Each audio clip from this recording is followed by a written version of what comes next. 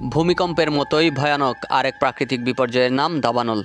প্রকৃতপক্ষে দাবানল হলো বনভূমি বা পাহাড়ি অঞ্চলে বিশাল এলাকা জুড়ে সংঘটিত অনিয়ন্ত্রিত অগ্নিকাণ্ড। এই আগুন সহজে নিয়ন্ত্রণে আনা যায় না। দাবানল ঘটলে বিস্তীর্ণ অঞ্চল জুড়ে আগুন জ্বলতে থাকে ও ছড়াতে থাকে। দাবানল কি শুধুই প্রাকৃতিক বিপর্যয়?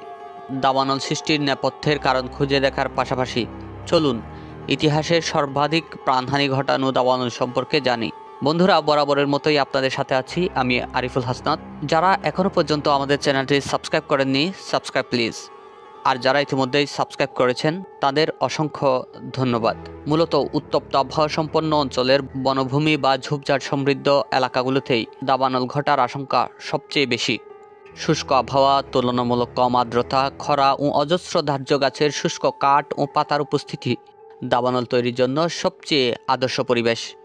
ইউরোপ, উত্তর আমেরিকা ও অস্ট্রেলিয়ায় এরকম বনভূমি ও ঝোপঝাড় সমৃদ্ধ অঞ্চল বেশি দেখা যায়। তাই স্বাভাবিকভাবেই এইসব দেশেই দাবানলের প্রকোপ সবচেয়ে বেশি থাকে। প্রশ্ন জাগতে পারে, বনাঞ্চলের এইরকম ধার্য পরিবেশের আগুনটা কিভাবে শুরু হয়?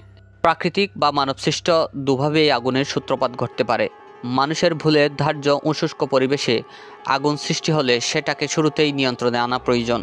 তা না হলে দাবানল শুরু হতে পারে। লস অ্যাঞ্জেলেসের দাবানল দুর্যোগের বিধ্বংসী প্রভাব নিয়ে শঙ্কিত করে তুলেছে যুক্তরাষ্ট্রসহ গোটা বিশ্বকে। গত 7 জানুয়ারি থেকে প্যালিসেডে শুরু হওয়া এই অগ্নিকাণ্ড বনাঞ্চল ছাড়িয়ে আশেপাশের বিস্তৃত অঞ্চলে ছড়িয়ে পড়ে।